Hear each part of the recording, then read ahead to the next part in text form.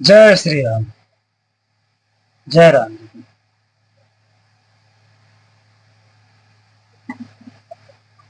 मणिमाणिक मृकुता छवि जैसी, अहि गिरिगज सिर सोहन तैसी।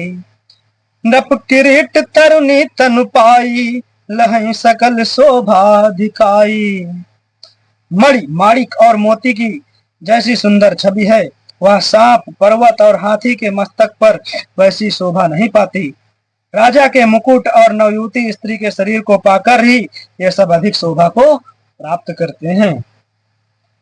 तैसे ही सु कवि कवित बुध कहहीं, उपजहि अनत अनत छवि लहहीं। भगति हेतु विधि भवन बिहाई, सुमिरत सारद आवती धाई। इसी तरह बुद्धिमान लोग कहते हैं कि सुकवि की कविता भी उत्पन्न और कहीं होती है और शोभा अन्यत्र कहीं पाती है। अर्थात कवि की वाणी से उत्पन्न हुई कविता वहां शोभा पाती है जहां उसका विचार प्रचार तथा उसमें कथित आदर्श का ग्रहण और अनुसरण होता है। कवि के स्मरण करते ही उसकी भक्ति के कारण सरस्वती जी ब्रह्मलोक को छोड़कर दौड़ी चली आती है। रामचरित सर बिनु अनवाए, सो श्रम जाय न कोटि उपाय। कवि को विद अस हृदय बिचारी, गा वही हरि जस कलिमल हारी।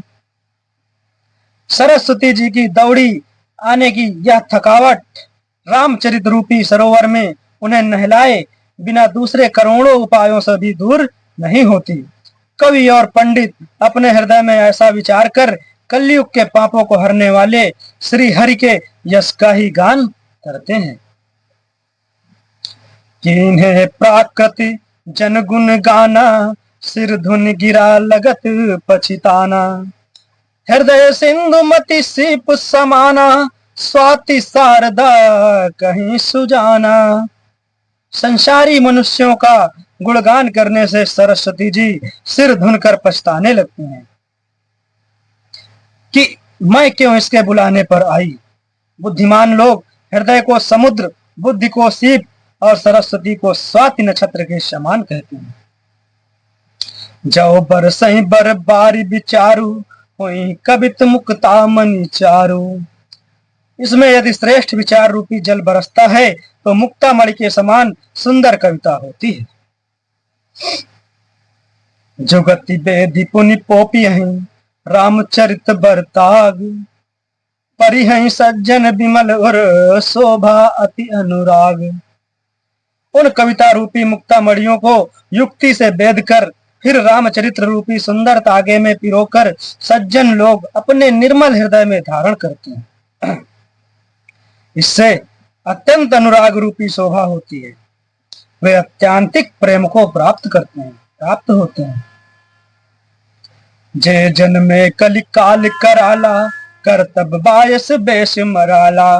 चलत कुपंद बेद मग छाड़े, कपट कलेवर कलिमल भाड़े।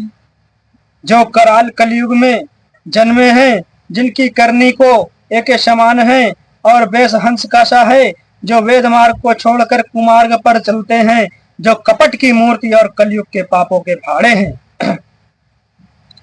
वंचक भगत कहाई राम के, किंकर कचन कोह काम के। तिन मह प्रथम रेख जग मोरी, धींग धर्म ध्वज धंधक धोरी।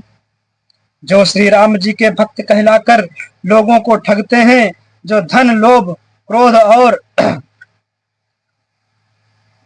काम के गुलाम हैं, और जो धींगा धींगी करने वाले धर्म की झूठी ध्वजा फहराने वाले दंभी और कपट के धंधों का बोझ ढोने वाले हैं, संसार के ऐसे लोगों में सबसे पहले मेरी गिनती है। जाऊं अपने अवगुण सब कहूं, बाढ़ई कथा पार नहीं लहूं। ताते मैं अति अल्प बखाने, थोरे महु जन हैं सयाने। यदि मैं अपने सब अवगुणों को कहने लगूं तो कथा बहुत बढ़ जाएगी और मैं पार नहीं पाऊंगा। इससे मैंने बहुत कम अवगुणों का वर्णन किया है। बुद्धिमान लोग थोड़े ही समझ लें, बुद्धिमान लोग थोड़े ही समझ लेंगे। थोड़े ही में समझ लेंगे। समुझ विधि विधि बिनती मोरी, कौन कथा सुनी दई है खोरी। ऐते पर करी है जय शंका, मोहित अधिक ते जड़मति रंका। मेरी अनेकों प्रकार की विनती को समझकर कोई भी इस कथा को सुनकर दोष नहीं देगा। इतने पर भी जो शंका करेंगे वे तो मुझसे भी अधिक मूर्ख और बुद्धि के जंगल होंगे, बुद्धि के कंगाल हैं।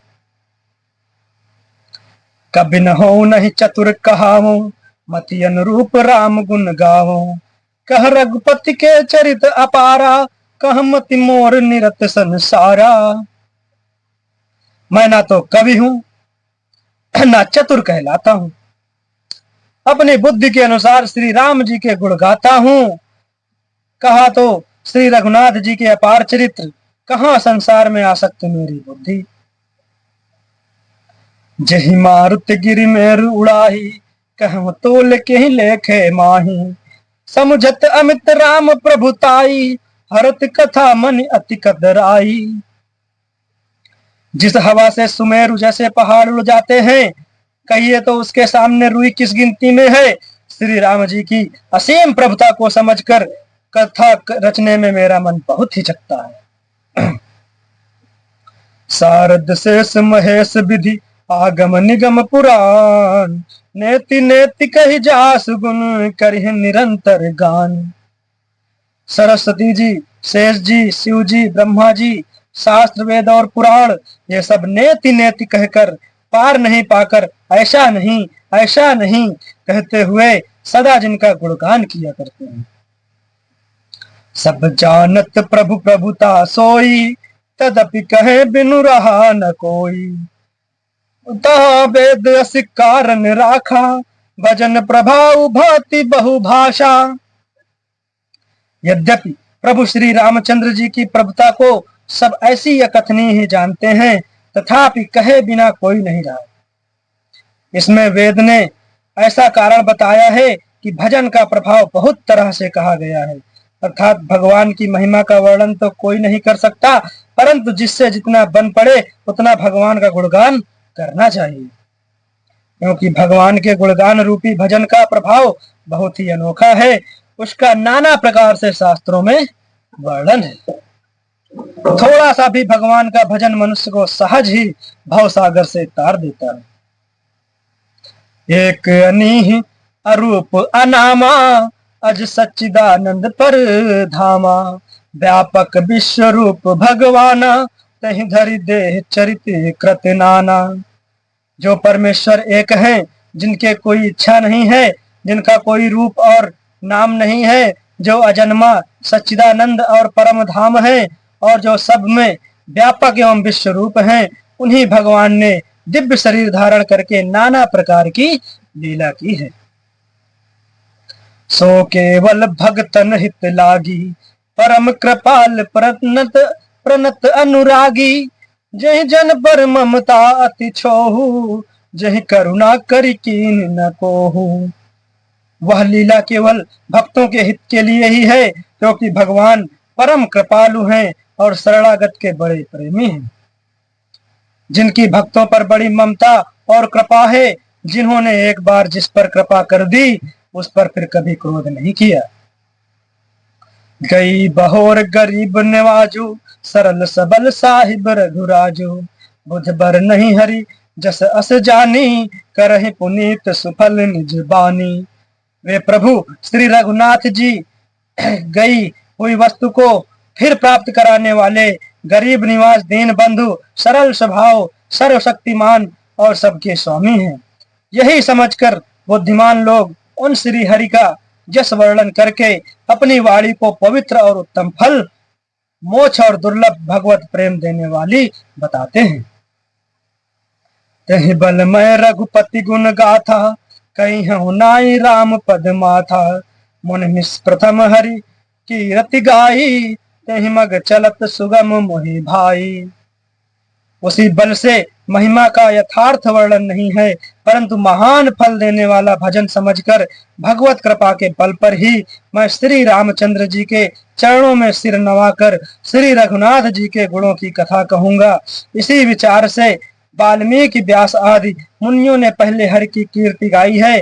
भाई, उसी मार्ग पर चलना मेरे लिए सुगम होगा। जय श्री राम, जय राम जी।